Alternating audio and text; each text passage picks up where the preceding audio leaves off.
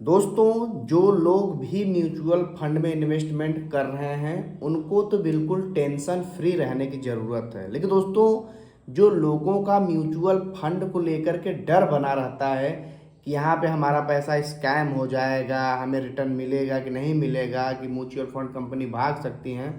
दोस्तों, ऐसा कुछ नहीं होने वाला है। दोस्तों, इस समय तो म्यूचुअल फंड इन्वेस्टमेंट में सबसे ज़्यादा सेफ है। सेफ क्यों है?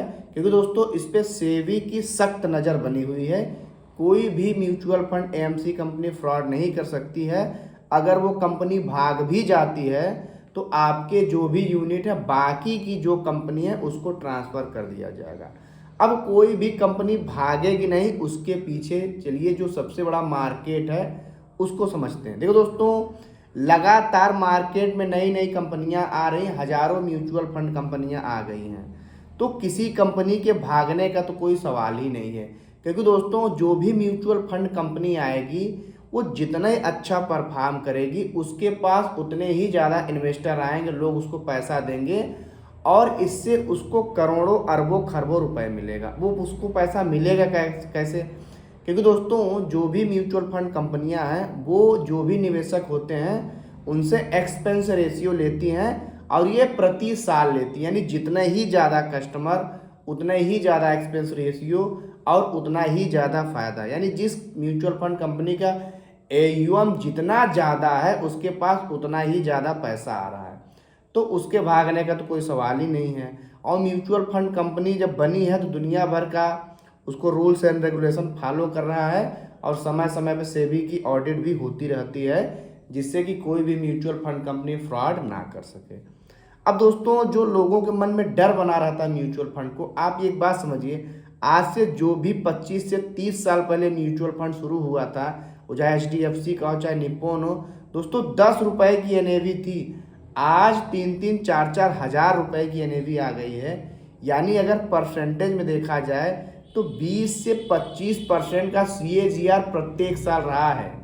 अब दोस्तों, इसी बीच में 2008 की भयानक मंदी आई थी और इसी बीच में जो कोरोना आया था, इससे बुरा क्या हो सकता। अगर ये दो चीज़ें न आई होती, 2008 की भयानक मंदी और कोरोना, तो यही जो 20 से 22% का सीएजीआर है ये 30% तक का सीएजीआर होता है। यानी अगर आप इन लॉन्ग टर्म देखेंगे तो प्रति साल आपका पैसा 30% का रिटर्न मिला।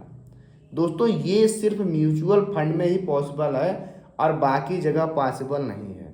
पॉसिबल है स्टॉक मार्केट में, लेकिन दोस्तों, जो म्यूचुअल फंड के फंड मैनेजर और उनकी टीम होती है, स्टॉक मार्केट में जो भी, यानी स्टॉक मार्केट तो समुद्र है, उसमें बहुत सारे स्टॉक्स हैं, यानी लगभग 5800 कंपनियां हैं। अब कोई भी म्यूचुअल फंड कंपनी इन सारी कंपनियों को पैसा थोड़ी लगाती है। आप ज़्यादातर देखेंगे 200-250 में लगाती है। अब लार्ज कैप की है तो 100 ही कंपनी में लगाएगी, मिड कैप की 150 में, स्मॉल कैप की ज़्यादा में लगाएंगी। तो म्यूचुअल फंड का जो फंड मैनेजर होते हैं और उनकी जो रिसर्च टीम होती हैं, ये जो समुद्र जैसे कंपनियां हैं, इनमें से उनको चुनना होता है कि कौन सी कंपनी बेटर परफॉर्म करेगी। यानी हर कंपनी के फ्यूचर पे दाव लगाया जाता है कि अच्छा ये कंपनी अब अच्छा करेगी तो इसमें पैसा लगाते हैं, अच्छा कर लेगी तब लगाने में थोड़ी ज़्यादा रिटर्न है। तो जो फंड मैनेजर होते हैं वो लगातार इसी की रिसर्च करते रहते हैं, इसी के लिए एक्सपेंस रेशियो लेते हैं। और अगर कोई एएमसी कंपनी लगातार अच्छा रिटर्न बना के दे रही है तो ज़्यादा भी अगर एक्सपेंस रेशियो लेती है तो इन्वेस्टर को तकलीफ नहीं होती है। तकलीफ तो तब होती है कि जो हमने किसी ऐसे फंड में, म्यूचुअल फंड में पैसा डाल दिया है जो निफ्टी 50 और बीएसई का बेंचमार्क है, यानी इसका भी अगर एवरेज 10-20 साल का रिटर्न देखा जाए तो 11-12% रहता है, उससे भी कम दे रही है, तो वो गड़बड़ है आपके लिए। इसीलिए मैं दोस्तों कई बार बोलता हूँ, आप ऐसे फंड में पैसा लगाइए जो काफ़ी प्रतिष्ठित है, काफ़ी पुरानी है, जिसके पास काफ़ी अच्छी खासी रिसर्च टीम है। अगर उसके पास काफ़ी पुरानी है तो काफ़ी उसके पास पुराने रिसर्च का अनुभव होगा। जैसे निप्पॉन को हो गया, एचडीएफसी को हो गया, एसबीआई, अब तो बहुत सारी आ गई कंपनियां। हर साल नई नई कंपनियां तो लॉन्च हो ही रही हैं, अभी तो हज़ारों हैं, आने वाले टाइम में पता नहीं कितनी हो जाएंगी। लेकिन मैं आपको एक बात फिर बताता हूँ कि आपको बहुत सारे फंड में पैसा नहीं लगाना कि लार्ज कैप देख लिया, अच्छा निप्पॉन के लार्ज कैप में लगाते हैं, मोतीलाल ओसवाल के, एचडीएफसी, कोटक, जितनी भर के, नहीं। सब में आपको नहीं लगाना, सभी में से कोई एक ही कंपनी, अगर आप लार्ज कैप में डाल कोई एक कंपनी लार्ज कैप की ले लीजिए, जो भी आपको पसंद आए उसका पूरा आप रिसर्च देख लीजिए, जिसने भी अच्छा खासा किया है, चाहे निप्पॉन का, HDFC का, कोटक का, SBI, कोई भी एक ले लीजिए। ज़्यादा लेने में क्या बुराई है, क्योंकि भाई अगर आप 3 या 4 लार्ज कैप में डाल रहे हैं तो सभी लार्ज कैप की जो भी म्यूचुअल फंड कंपनी, सब लोग तो सेम ही फंड में पैसा लगाएंगे और सबका एक्सपेंस रेशियो अलग अलग है, तो आपके सारे फंड ओवरलैप हो जाएंगे, तो आपको रिटर्न थोड़ा आपका कम हो जाएगा। दुनिया भर का आप उसमें मैनेज कैसे करें, एक रहेगा तो उसको आसानी से देख लेंगे कैसा चल रहा है। तो एक लार्ज कैप फंड रखिए, एक मिड कैप फंड रखिए, अगर आपको ज़्यादा ही फंड रखने हैं तो आप स्मॉल कैप 2 रखिए, और ज़्यादा रखना तो स्मॉल कैप 3 रख लीजिए, लेकिन आप उसकी स्कीम जरूर देखिए और कोशिश करिए अगर आप बढ़ा रहे हैं फंड की संख्या तो हमारे फंड ओवरलैप ना हो, कि एक स्मॉल कैप लगा लिए कि सारा वही वाली कंपनी जो दूसरा भी स्मॉल कैप बना, सारे के सारे स्मॉल कैप सेम कंपनी है। तो जब सेम ही कंपनी है तो इससे आपको फ़ायदा क्या होगा, किसी का एक्सपेंस रेशियो 0.7% है, किसी का 1% है, किसी का ½ % ज़्यादा है, तो उसमें आपको नुकसान होगा।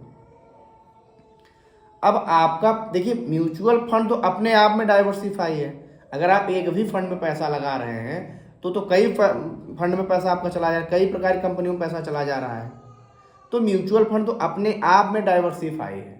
लेकिन अगर आप डाइवर्सिफाई में भी डाइवर्सिफाई कर देते हैं, small cap, mid cap, large cap ले लेते हैं और कोई माइक्रो कैप का फंड ले लेते हैं, तो आपने सभी प्रकार की कंपनियों का ले लिया। अब देखिए, जितने भी रिसर्च फर्म हैं, चाहे मूडी जो चाहे जितनी भी हैं, सब लोगों ने भारत के बारे में अच्छा ही प्रेडिक्शन दिया है कि भारत का BSE जो होगा 2026 जून तक में 1 लाख को पार कर जाएगा। तो दुनिया भर के निवेशक भारत में पैसा लगा रहे हैं। तो दोस्तों, म्यूचुअल फंड से पैसा बनाने का सिर्फ एक ही तरीका है, हमने बताया ना, अगर 25 से 30 साल में देखेंगे तो 20 से 22% तक का CAGR है, 24% का CAGR है, 10 रुपये की NAV आज 4000 को टच कर गई है। तो इतना बड़ा रिटर्न हुआ। इसी बीच में 2008 की मंदी आई है, कोरोना आया है, लेकिन जो लोग बने थे लगातार उनको ना फ़ायदा होगा। तो अगर आप अच्छा खासा रिटर्न लेना चाहते हैं तो 15 से 20 साल आपको म्यूचुअल फंड में समय